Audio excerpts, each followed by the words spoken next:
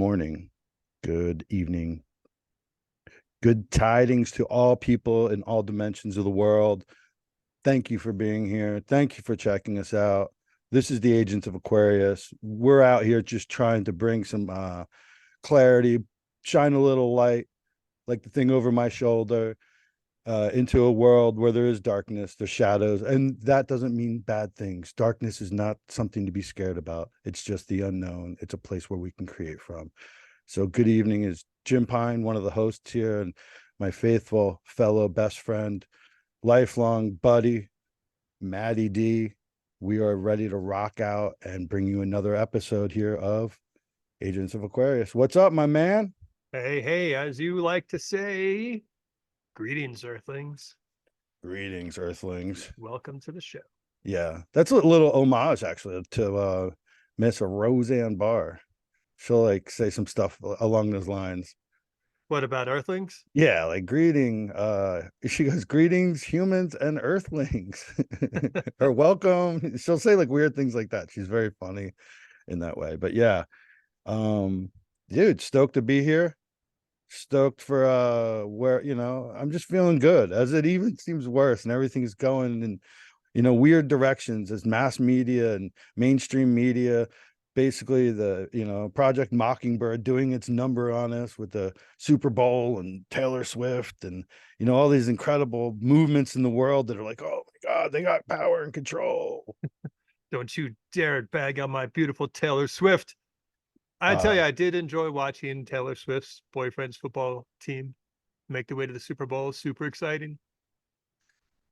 That guys, I smell malarkey. I smell It's a lot of horse. malarkey. I smell horse doo. I smell bull excrement. You're being sarcastic and could care less when it But comes down to bro, let's talk about excrement though, because you're talking about the Operation it. Mockingbird, the press being under control. Yet still, we see all these news channels, they got to cover to some extent what these European farmers are doing, and they're dumping horse manure on their government buildings. It's really a very interesting stand against power to watch.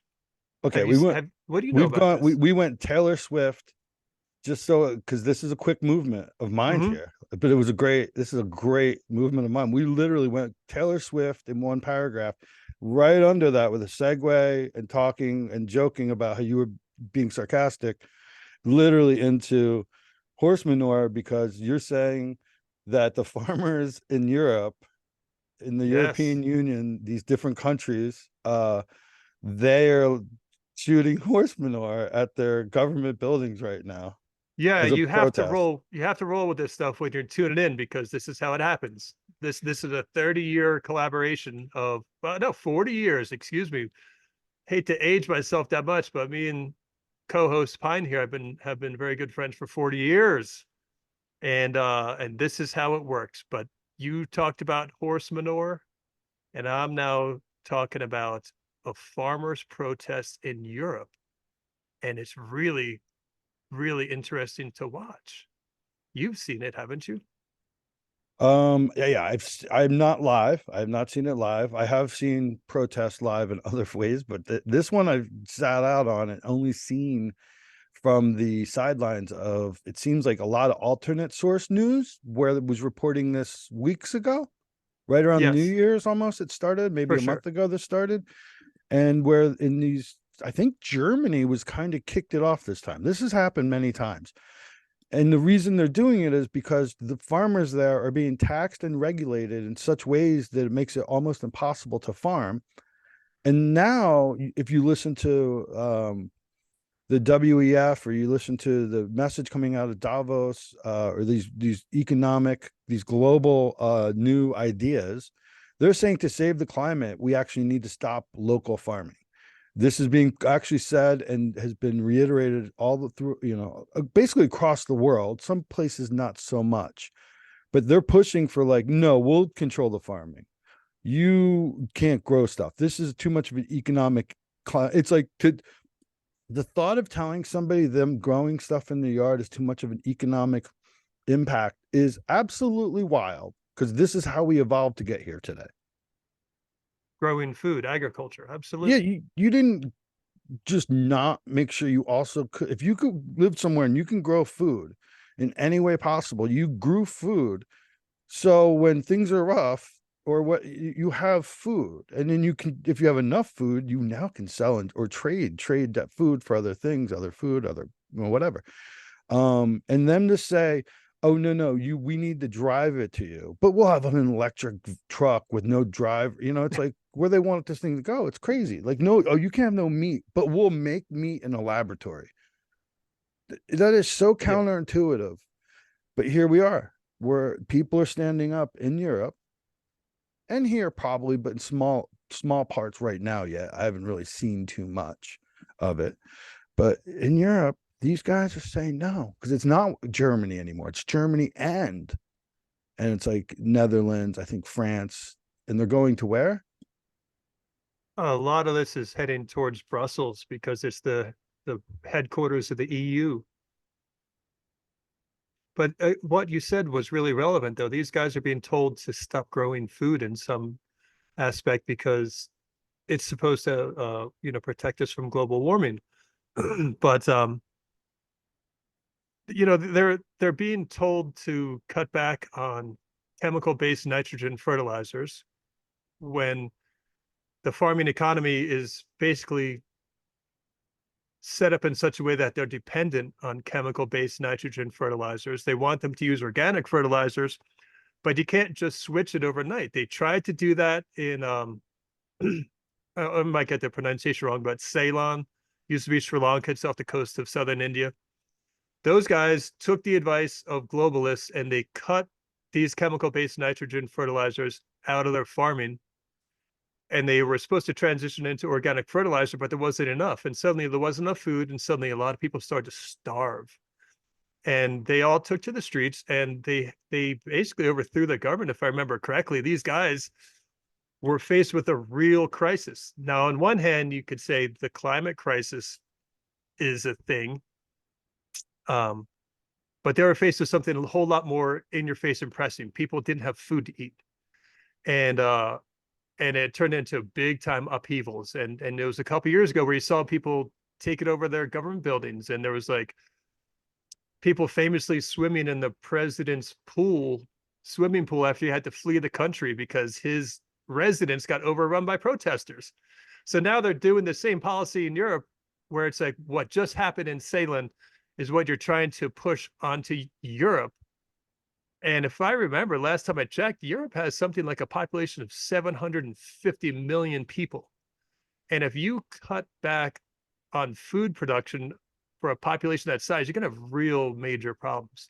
And these farmers know it. They know they can't just switch over to organic farming and let go of these chemical nitrogen based fertilizers. You can't just overnight stop. But that's what they're being asked to do.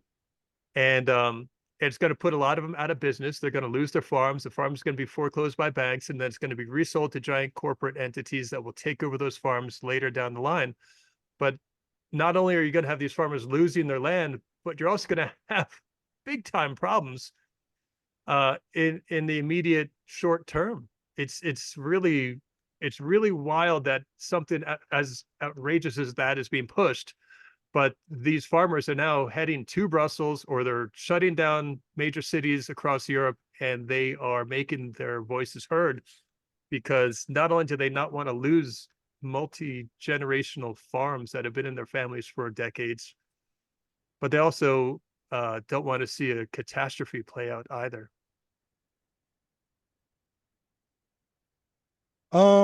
This reminds me a lot of Canada. Eh? The Canada truckers, it not okay. It was like, I like when we can bring it up in different um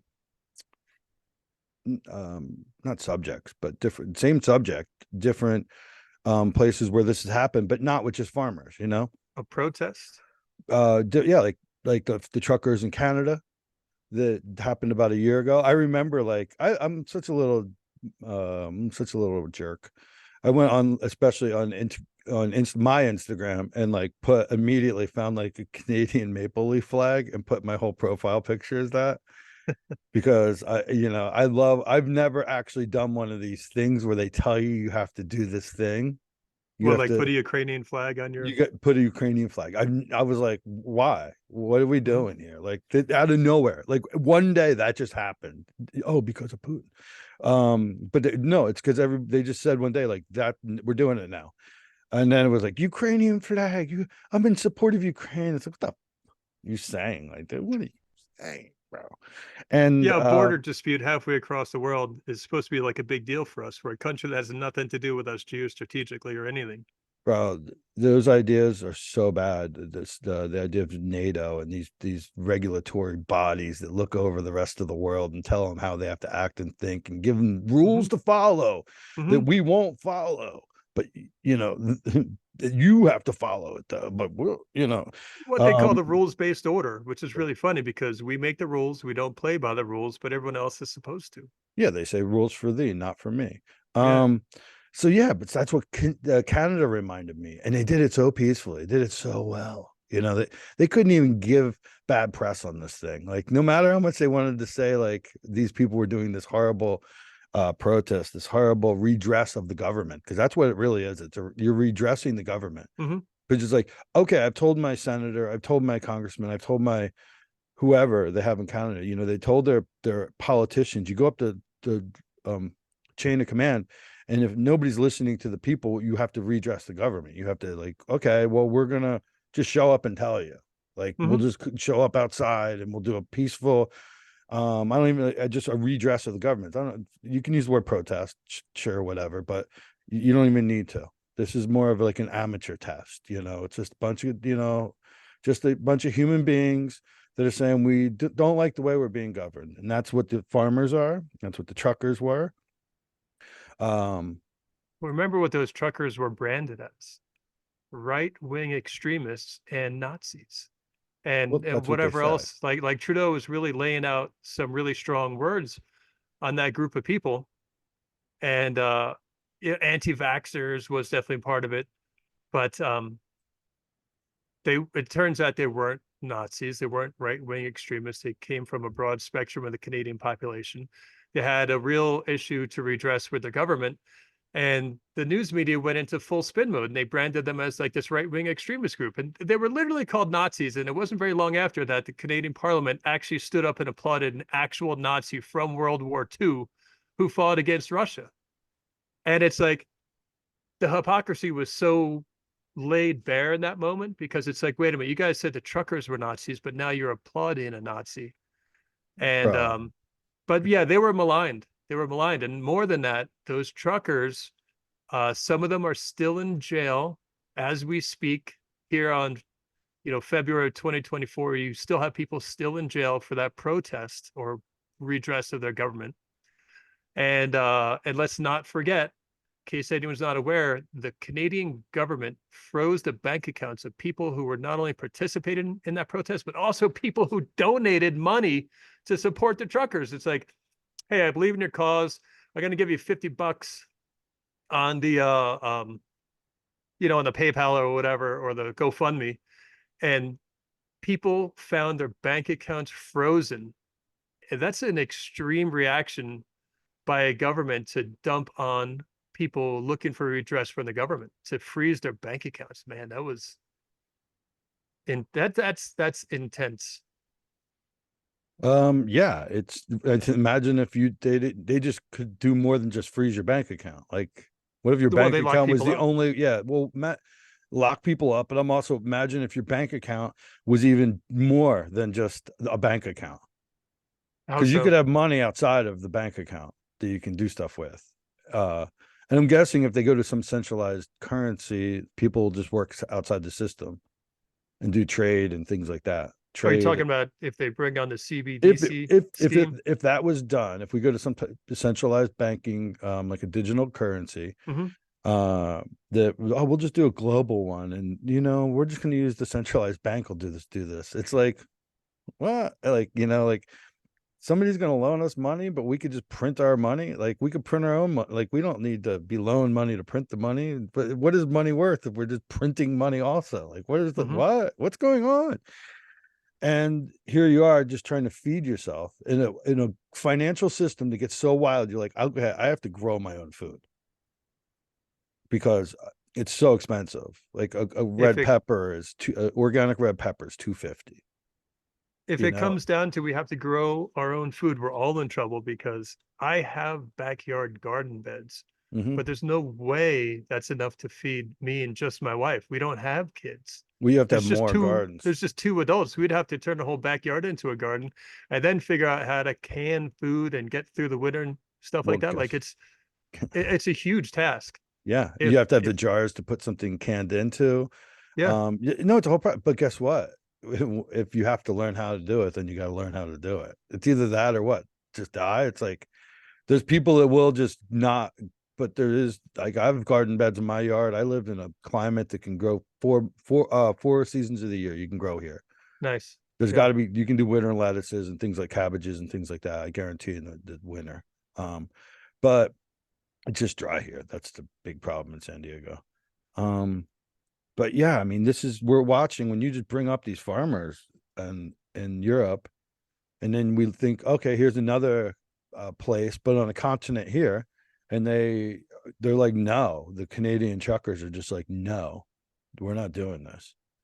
And we've seen the trucker movement happen here, but then they always brand it as some other, like they make it right wing or they make it racist or Nazi, just Well, like, I think everything that stands up to the establishment is automatically branded right wing extremist because the dominant political faction in the United States right now is the left.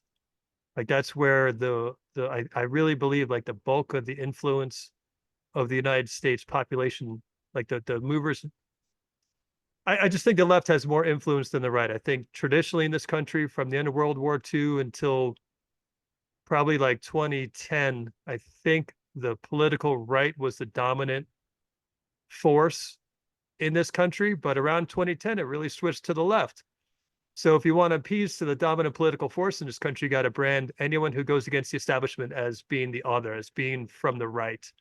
And um, and that's also why you see so much narrative management and propaganda directed at the left, because if that's the if that's the part of society that is really driving social change or social progress, that's the part that the establishment needs to control. And I really think that's why you see so much narrative management and propaganda directed at the left, because they've got the bigger influence right now. So, of course, if you want to get them doing what the establishment wants to do, you need to paint anything anti-establishment as being against what that left stands for.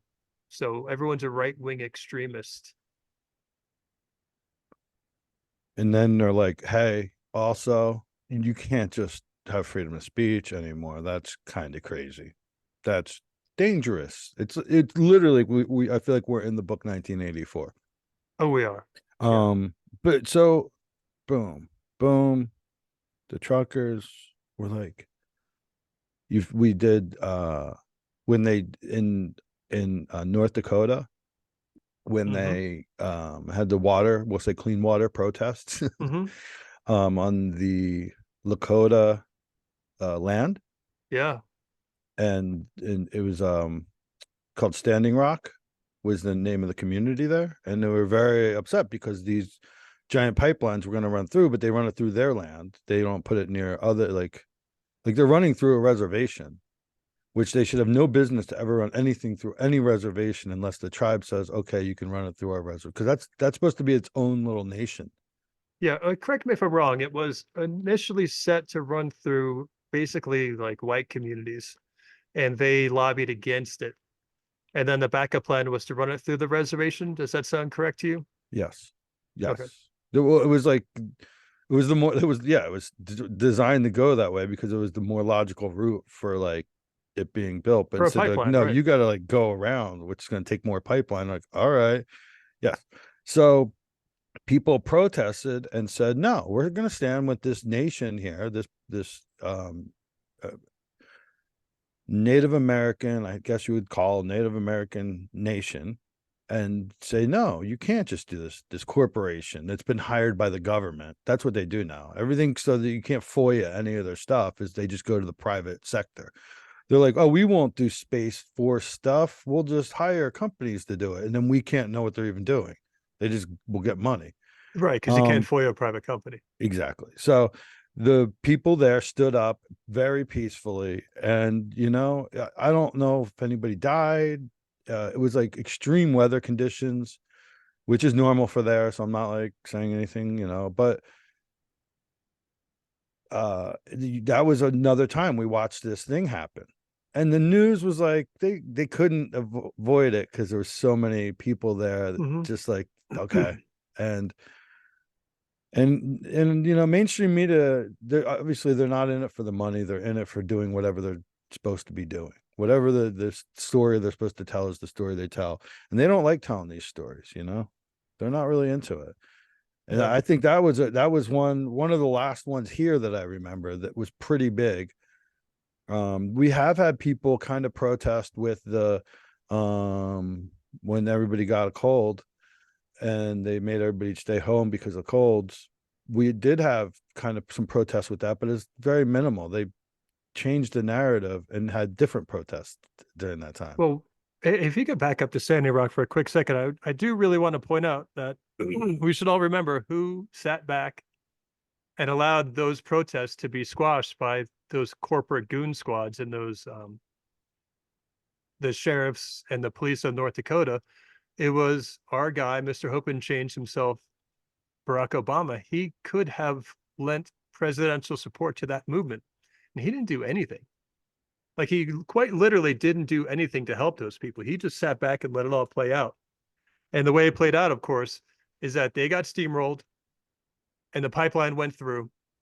And as soon as that thing was up and running, it started to leak into their water. Well, that was literally that was all happening during the time when it's from the election time until the swearing in of the president. That's when that all happened. That was between Barry and Donnie. That was the switching over. That's when that all took place. And it was all That's when it like, was going on, right? As the yeah, presidential election was happening. after it happened. No, it was going on kind of. It had started before the election, but it was really picked up steam after the election, because that's like the big moments you see. That's like December 7th. That's like the water cannons. That's that, because my dog was born on, like, we just say that day because it was like that time. That was that day when my friend went and got my dog, who was like a day or two old, Yeah, 2 days you good old. boy. Yeah, he might be around here somewhere, but No, and that was just because I feel like saying it. That was someone we went to high school with who was at those protests in support of the Standing Rock community, and she was there when they were jetting water at night in sub-zero or sub-freezing temperatures. Like, she was there on the front lines getting blasted by the very people who broke up those protests. she wasn't there on those. She wasn't there. That's what, like, that night when that was all happening, she went Mhm. on a different mission. They didn't know how that was going to go. First of all, they didn't know that was going to happen. Oh, all But right. she went because she was more community based, because she would go in and see, like, oh, this community needs help more than we need one more person on the front line. Okay. Like, this is like a community in, like, that's having, it's extreme poverty, extreme drug and alcohol abuse, like substance abuse, like a crazy amount, because these people have such like desolate lives. And this is all unfortunate. I'm not saying they're bad. It's like so sad. It's like one of the states, some of these places don't even have clean water. Like, they don't even have a way to get water. Like, we're worried about whatever. Now, for So context, the Pine Ridge Reservation, I think the average life expectancy for a male on that reservation is like 48 or 50 years old. Like, yeah. that's people die frequently in that She area. was she was there doing humanitarian aid for the community of What's her first name? Sinner. Well, we'll just say she goes by Sunny Leilani, so I won't. Okay, Sunny Um, Leilani. yeah, Props. we'll just go by Tip that. of the hat, miss. Yeah, you can find her on Instagram under that. She's under my things, under my personal one.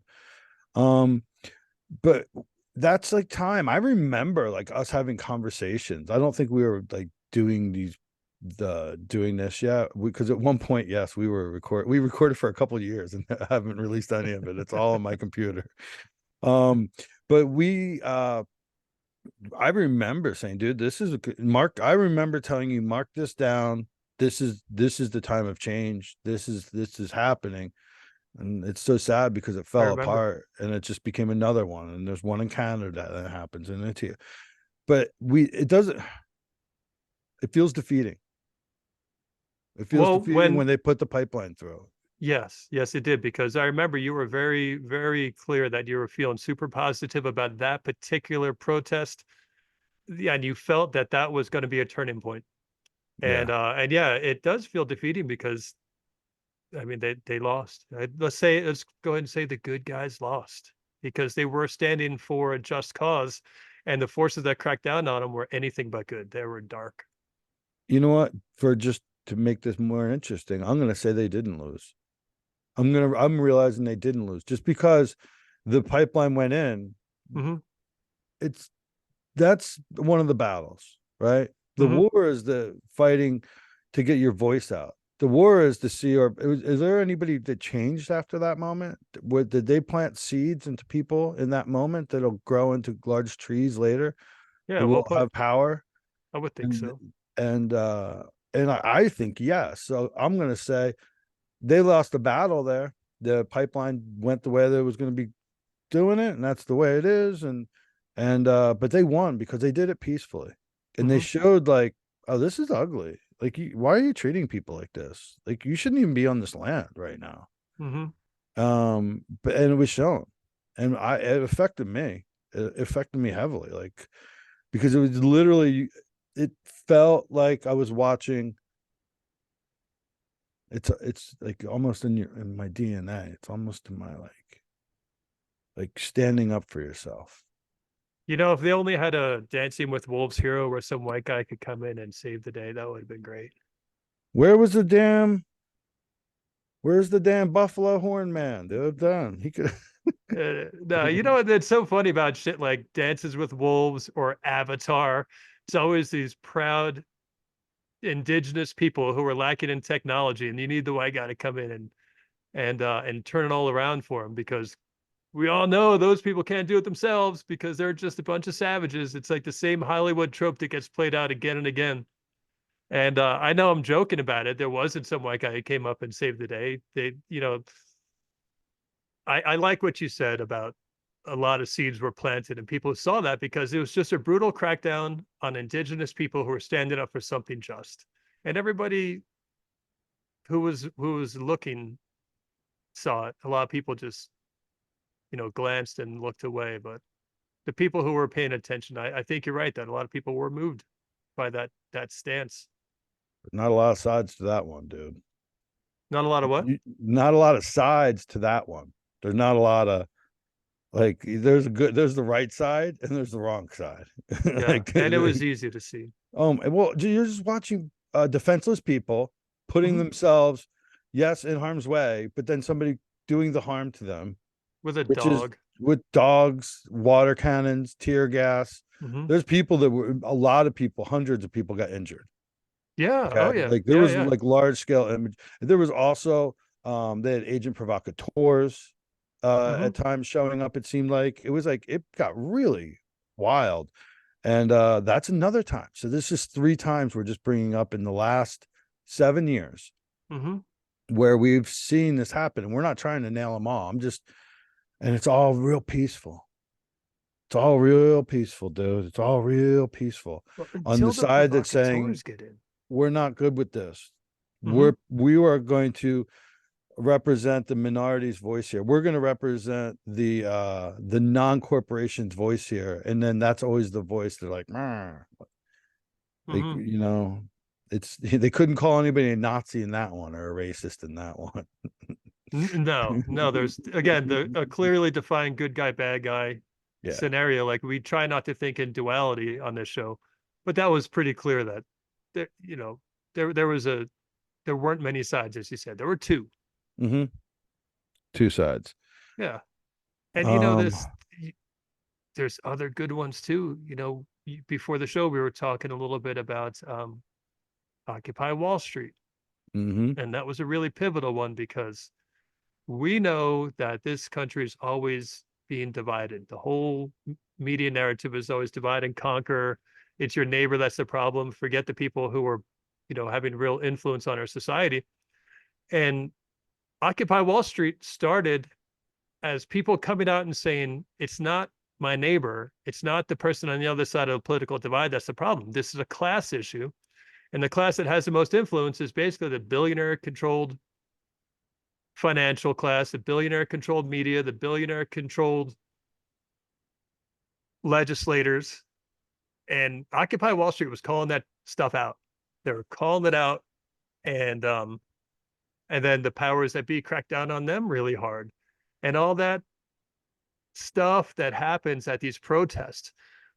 You talked about agent provocateurs. Well, with Occupy Wall Street, those encampments started to get filled with drugs. Those encampments started to get issues of sexual violence. Now, I'm sure some of that stuff could have happened amongst the protesters, but going back to the 60s, we know how this government treats protesters. You look at what happened to the people who doing the peace protests in the 60s, the FBI infiltrated those groups. The government infiltrated those groups. They were undermined from within. And the same thing was happening with this Occupy Wall Street. People infiltrated that group and sexual assaults happened and hard drugs came in. It was undermined from within because standing against it toe to toe would have been bad optics for the empire and the narrative managers. But they called out the real fight. It's that class war between that billionaire ruling class and everyone else. And Yes. I like to tell people sometimes who are, say, like Trump supporters, it's like, hey, you want to know who your real ally is in getting your country back in order and getting your life on a good track? It's the people on the left. And I'll tell people on the left the same thing. It's like, my friend, your best ally in this is that Republican or that Trump supporter, because it's not about the left and right. It's about a class divide. Yeah, the day that that day is the most dangerous day for anybody that's supporting or pushing this class divide. That is hidden as they're like, no, it's not a class divide. No. You know what? You just saying that, you're a racist. You're a Nazi. Like that's what they're gonna say. That's literally what they're gonna say because they're like, that's what they got to do. You're homophobic. No, you're like they'll say anything to divide. Oh, you're pro life. You're pro not life. You're pro. It's like pro anti. You're anti. You're pro, and that's what they do. Mhm. Just to because they're like, oh, now put the smoke on. Put the smoke on. Where's the Yeah, mirrors? put the smoke on. We Get need some the lights. mirrors. Come on. Yeah, Uh, well, a lot of people talk out against it. They point out exactly what we're pointing out. And the same old trope of anyone who goes against the establishment is a right winger, is a right wing extremist. It's getting old and it's getting to be very transparent. well, um, it's working, but Touche. it's working. No, it is working. Like it is happening Oh because no, it's it's been like happening. We know it, but it's as a becoming more transparent. as a comedian, that's where I live. On Whatever the they're saying, edge. The man's on the edge. yeah, whatever they're saying, I'm in. I'm in 100%. And that's where I just walk on that fence of just like ha ha ha ha ha ha ha ha ha ha ha. And just make the dance and say the triggering words, but then make it all funny. And then they're like, oh, that was funny. Oh, making people think. Think and just talking about like how ridiculous it is because this is a class war. This isn't a race. This isn't a homo.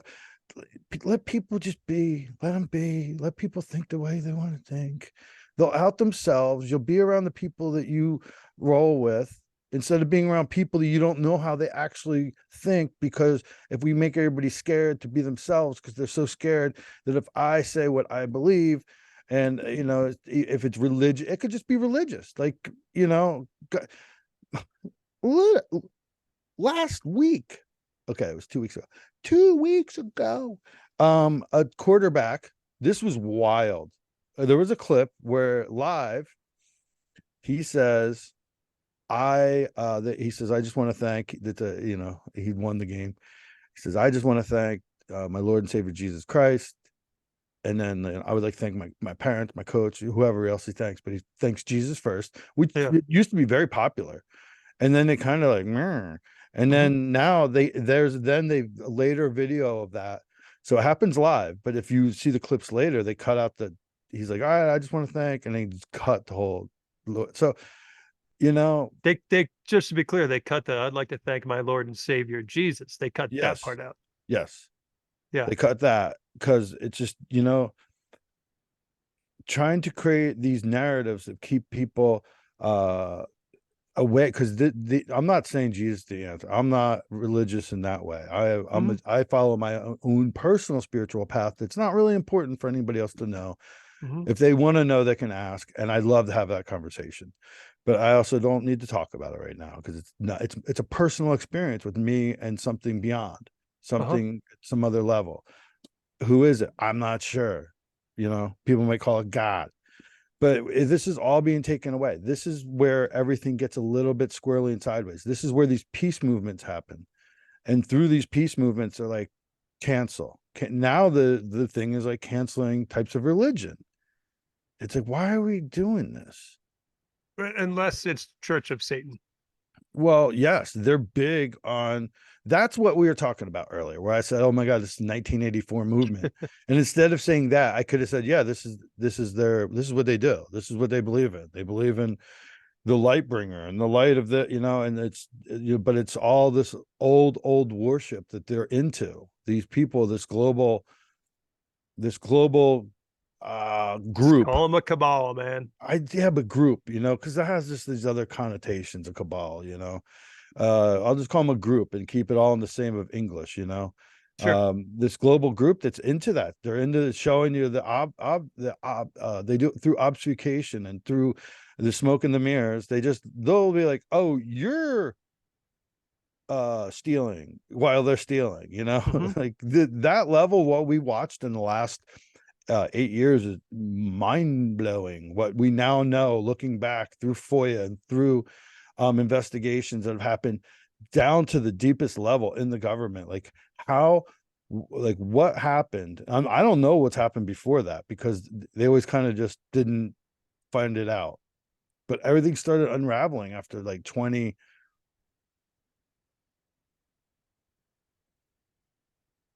I'm going to say 2015ish.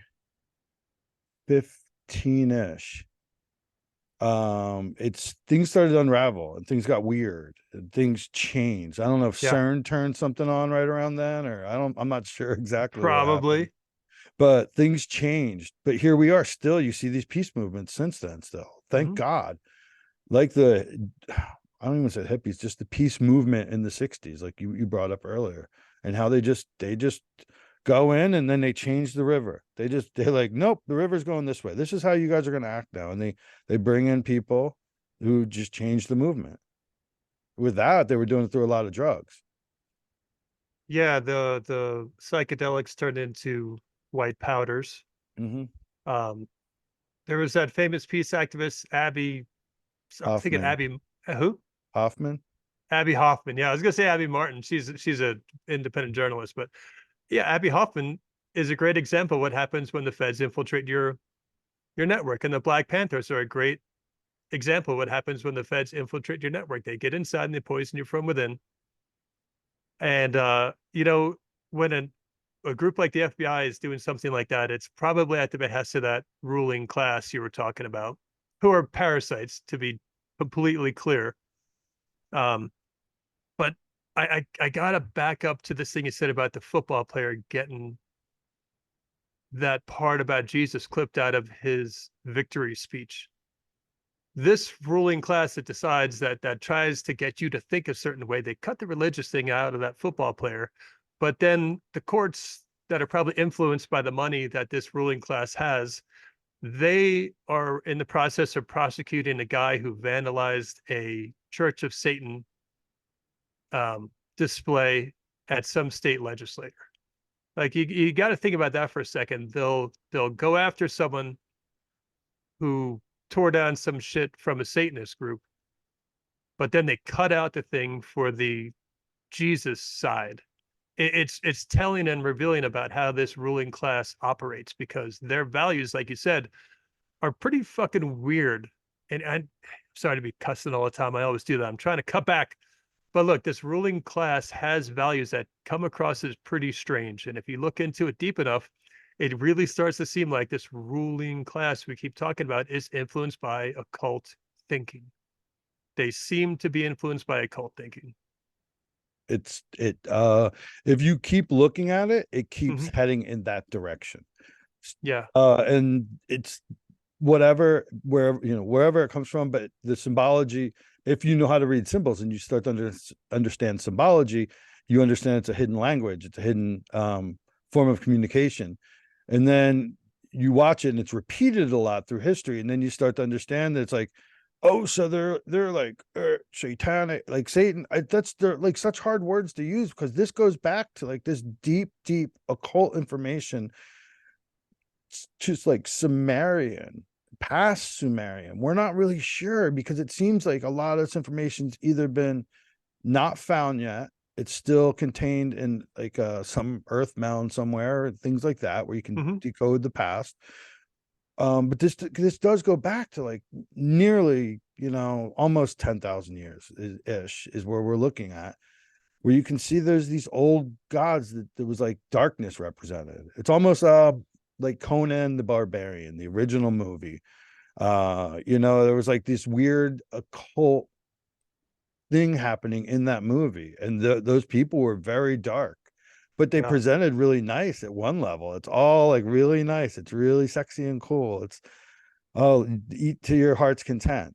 But then at the end of it, it's like, whoa, what's up with this? Why can't we just stop there? And it's like, oh yeah, because that's not the whole deal. And we see that now. You see it in the movies Eyes Wide Shut. Hmm. Stanley Kubrick hints at it, and he obviously hinted at it more for like 24 minutes or 44 minutes or something like that. I think Uh, it's like 20 something minutes they yeah, got cut from the movie, yeah. from his original. He said, "I will not cut this," and then he dies, and then it's cut, and then Yeah. the movie's released. But that movie points at that. It starts to point at that same. I mean, symbolically, minus the extreme information in each movie, it's very similar to Conan. And um, there's this weird There's a cult. underground cult that is very, for lack of a better word, we'll say demonic. It's got this whole story that goes older and older. You see it in Indiana Jones. Not in everyone, yeah, but there's certain ones where you see that a little bit more.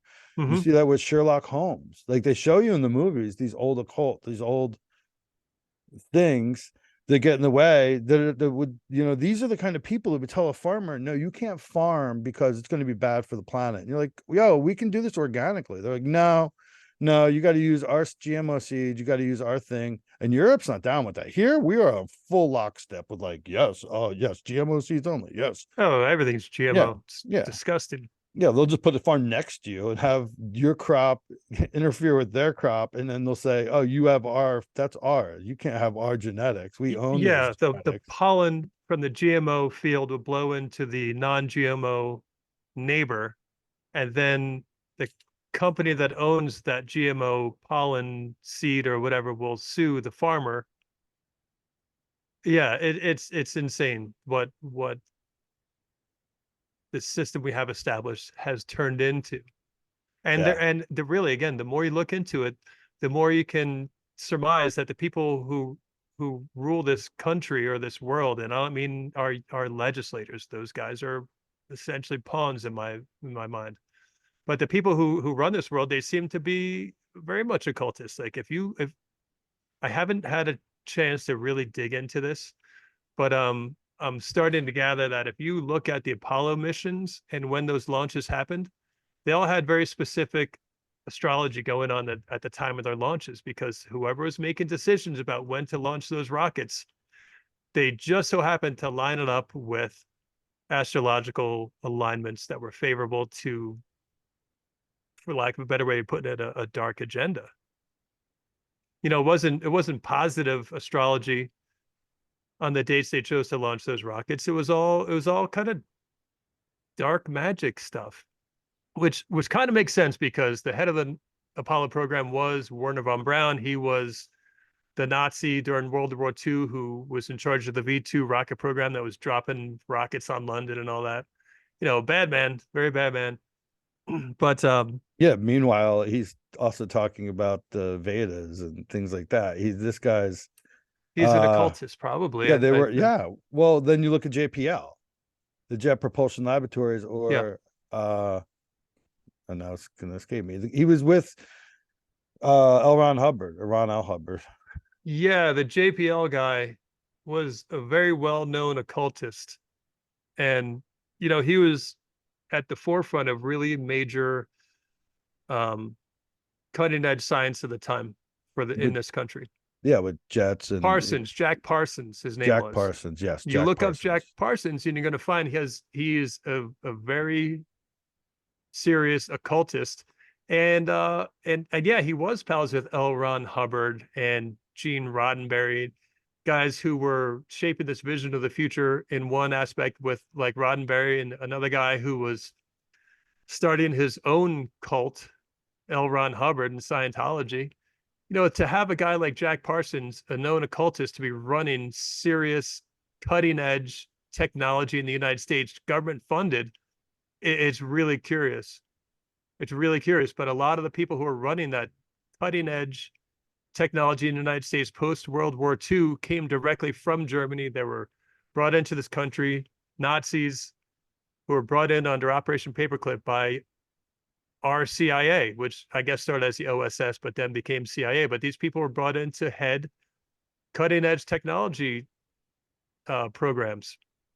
And on one side, you got Nazis. On the other side, you got occultists. And it's like, who's making these decisions? This doesn't seem like something a rational person would want to do. Those aren't the people you want to put in charge of things, because there's just a lot of darkness behind those people. And why would you pick that unless you had a dark agenda for I mean, people?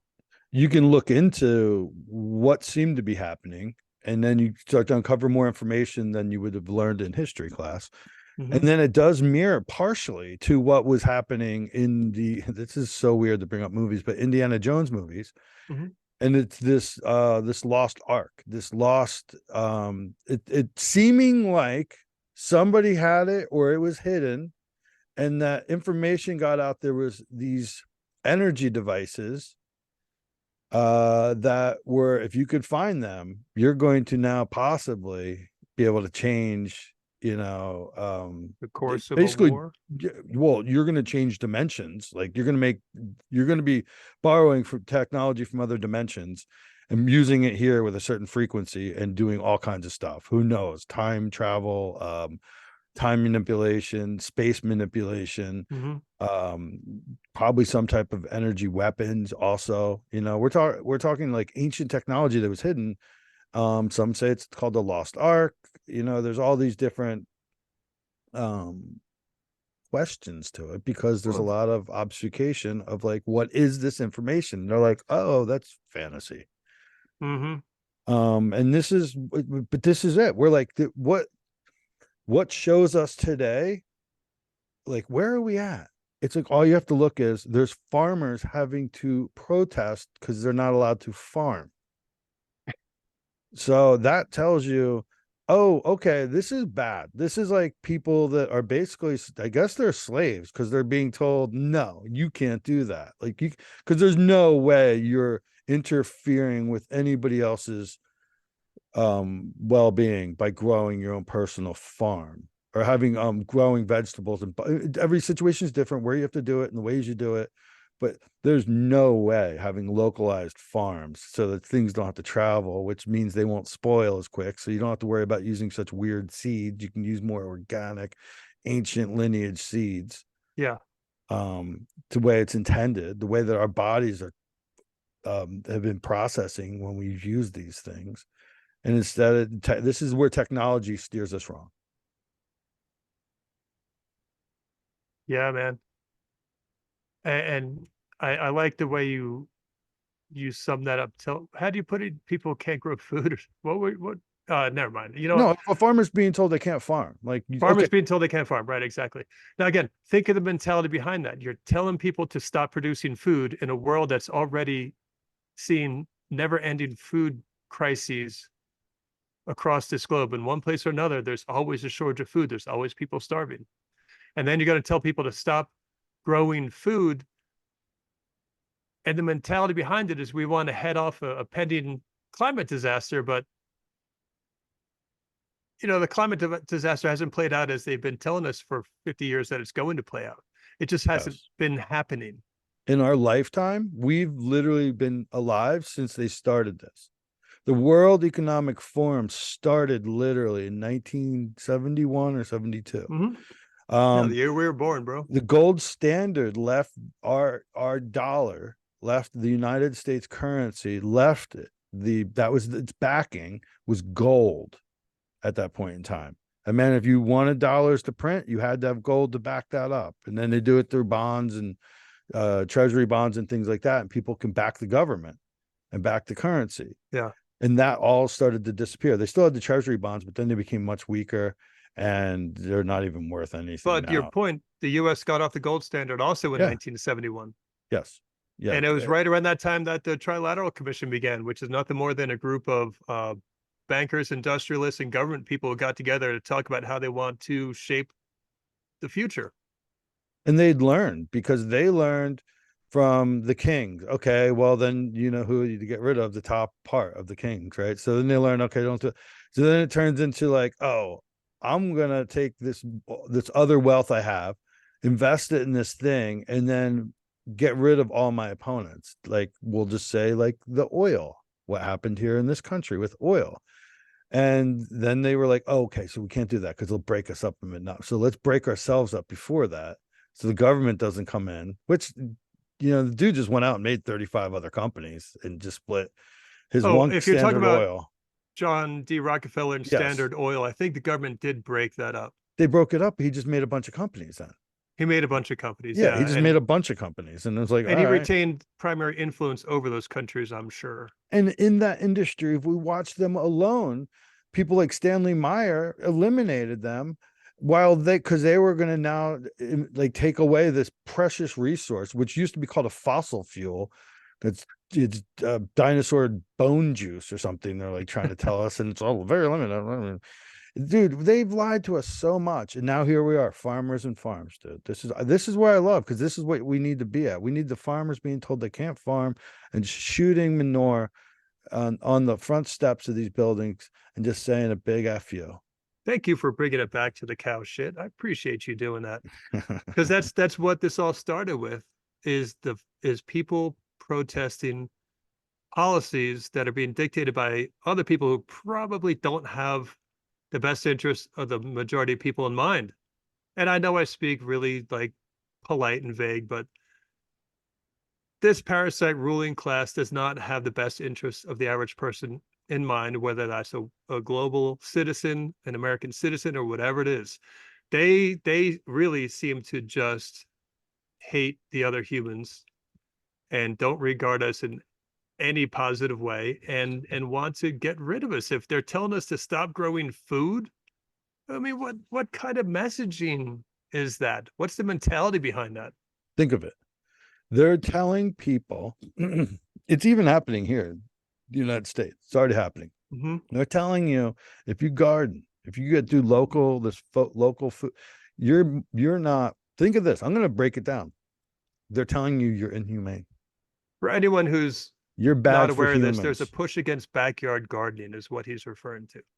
Yes, but and then the major part is these farmers being told that they're being edged out because food supply is a really good, powerful thing to have, just like oil, or this perceived thing of oil. Mm-hmm. It's very controlling. It's a commodity. Food is a literal commodity. So if you can control it, you can control a whole commodity. That's a lot of power. Yeah, if you want to control a population, get your mitts on their food. And it is happening in this country, but what we're looking is the result of resistance. We're looking at the people of redressing their government and saying, this is unacceptable what you're doing to us. We never signed up for this. And then here you are, you're bringing this to us now. And you're telling me I'm a farmer and I can't farm because I'm bad for humanity. I'm inhumane. Like, no. And this is where we need to be. We need to see these movements happening, because it's not fair to take people's natural rights away. It's not fair to say, if you grow your own food and you have chickens at home and things like this, oh, you're gonna hurt the earth. You're gonna hurt the climate. It's like, man, if you can't see through that lot that's illogical, then I'm not sure what's going on. Like you were, if you're more worried about the earth than that people can grow things locally, and you don't think somehow there's something up with that, a little bit fishy, that's nuts, dude. That's nuts. Yeah, that you're. I like the way you put that. If you can't see through that one, Yeah, I mean, I don't know what to say. Like I don't know what to say either. Nothing polite. you're lacking. You're just kind of going with some story or something. You're going along with this fantasy tale of like that could actually be true. I'm not talking about large agricultural farming. That's not what I'm talking about at all. I think farming should be way more localized, but it's okay to have regional farming and to have some systems of that. But the more local you have, the less need you'll need for like big farms to do it. And there's something holistic about just getting yourself out there, getting the dirt under your nails, watching, especially if you have a family, letting the kids see like seed go in earth, turning into a vegetable they like to eat later. And when you grow your own vegetables, kids tend to like those vegetables more. They will. If you want, like, oh, how do you get kids to eat vegetables? Have them grow it. Have them be part of the growing process of it, and you will watch your kids eat vegetables. I'll tell you that right now. I mean, both of them, but my kids would eat everything out of the garden. So, you know, I love the message we've had today. First of all, it's been a great, fun message of the idea of like, because this is fun to me. Like standing up for yourself is fun in a way. It can be painful, it can hurt, but you got to stand up for yourself. And we're being bullied right now by large everything. Large everything. We're humans. We work good in smaller tribes. It's just the way it is. You have a nice little community group. You don't have to be bringing things in from China. You can, make things that last, have lamps that last, but here we are, farmers don't farm. No, Well, how about this? collect Farmers go water. protest. This is the kind of person I am. I'll say it right now. And this is not a popular thing to be saying. Collect water, collect rainwater, grow your own food. I'm dangerous. I love it. I love it. Grow your food, collect your water, All right. and yeah. And when you get a chance, join a protest. Give it a go. Dude, just stand up for yourself. I like just resist. Just resist and redress. Resist and redress, bro. All right. Well, here we are. This is, the famous segment, dude. Break the news. What are we breaking today, Jim Fine? Okay. Went to Google, as we do. Very famously, went to Google and pulled up an article. Now, listen, I could be talking about gold. Oh, God, please don't disappear. Oh, no. What's going on? It just went away. Oh, here we are. We could be talking about, this is like, the feed. Dungeons and Dragons, as always. There's some prison stuff, border patrol stuff. Nah. CBS, nah. Let's see. Egypt, nah. How about, let's see this one. Okay, how's this? Scientists are racing to unearth the secrets of an ancient underwater world. Nice. This is an article from Popular Mechanic, written by Darren Orff. And it goes as this: historians and divers are trying to retrieve prehistoric clues from beneath the waves, but they have to act fast. And then they got a pretty picture of like what you would picture as like columns and ancient Greek stuff underwater. They're saying around 8,000 years ago, many civilizations thrived on plains that are now submerged by the North and Baltic. Cool. The whole article's gone from here. North and Baltic Oceans. So there's this area where the North and Baltic Oceans are that were just plains like 8,200 years ago. But then there was some type of rise in the water of about 130 meters. Something happened, and the water levels went up to 130 meters pretty quickly, it seems, because there's all these ancient megalithic giant statued ruins they're starting to find uh, Mm, there in this place. yeah. Hey, if you haven't done it before, Google um, coastline during the last ice age, like where the coastlines were in the last ice age. It's really, really cool to look at maps and see where the coastline was when the oceans were, as you said, 130 meters less than they are today. It's fascinating because the region you're talking about in this article, the North Sea and the Bering Sea, if I remember right, Mm-hmm. uh, that was dry earth at that time. People were able to travel there, to say nothing of like everywhere else in the world where the coastlines were 130 meters less. Yeah, we see this time and time again. Like this article right here. This is not, we're not going to break the story and break it apart and say, oh man, what are they doing? Like there was a bunch of verbiage in here that we're not even going to cover. Like we're flowing this out in the style that like we've known about this.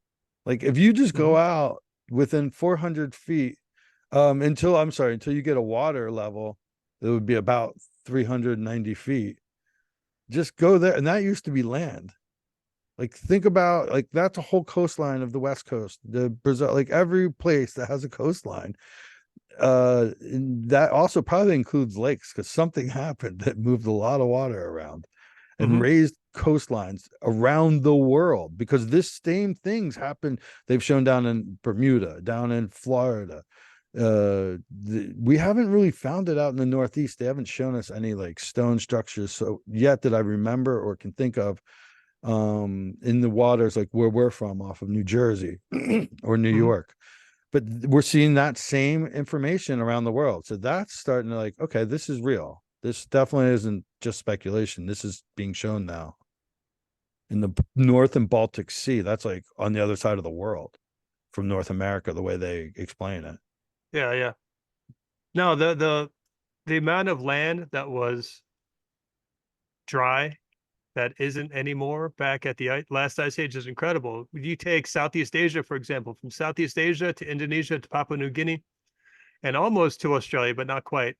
That was all above water. That was all dry land. It was called like Sundan land or something like that. The it's been given a name, but there were huge amounts of land that was dry that has now gone underwater. So what does this article say about what they've found in the North Sea? Like, Uh, what are these ruins that they're racing to figure out? they're basically finding structures at this point. They haven't done a lot. Well, they're not admitting they've done a lot of investigation into what exactly is there, but they know for a fact because you can use robotic submersibles and things like Hmm. that. So you don't even have to send people anymore. You can just be like, Send your okay, drones. we've got this is obviously a man-made structure here. These are like carved stones stacked underneath. They're not giving you a lot. They're talking about they are doing a big, we're gonna go there but that's kind of everywhere. That's kind of everywhere. And then it's like private people usually have to do it. Some private organization. It's not the United States of American government that is out there with the United States Coast Guard being Hmm. like, we're doing a real deal thing. And then you can just FOIA all this information. Like we will tell you everything we're finding. And no, that they're not telling us they're doing that. What's under that our oceans is that there's such an unexplored world. We're worried about going to space. We haven't even gone underneath the water to like or to any real degree. We have done very little exploration that's been released to the public. Oh man, just there's so much potential too. Because now 90% of the population on Earth lives close to the coastline.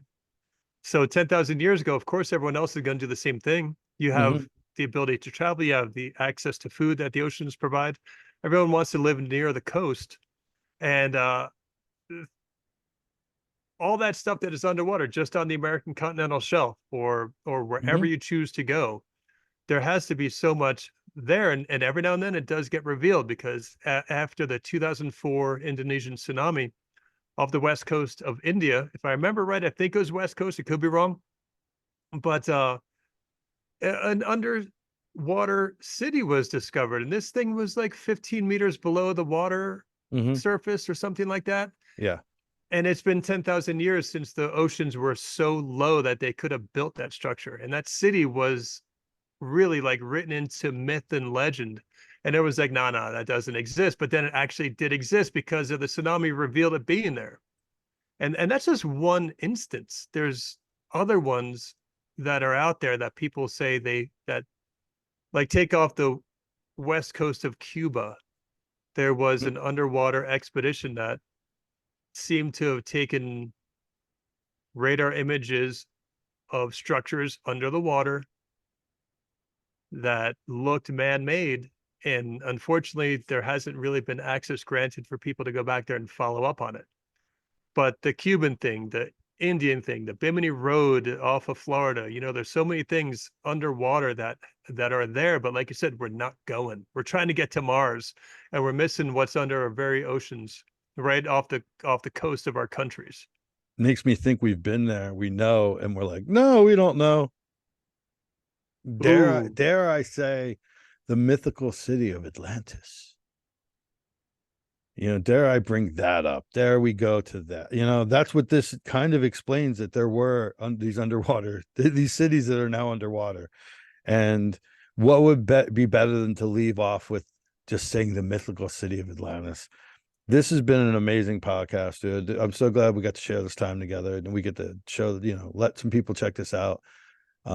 Make sure you do check us out. Check us out on we're on Spotify, we're on iTunes, we're on YouTube. If you can like it, if you can tell your friends that you like podcasts like this, send it to them. Spread the word. Be part of the agents of Aquarius. Be an agent of this new age that's coming into us right now, that we're moving through Aquarius. This is all happening. All the myths that I remember being a small child, just the mythical city of Atlantis. Well, we're now being told there's cities underwater. The water used to be lower. This is all coming to be, while they distract you with aliens and Mars. Thanks for being here, brother. Love you to death, and I likewise. love everybody out there listening. Thanks, Um, Earthlings. yes, please. Have a great day.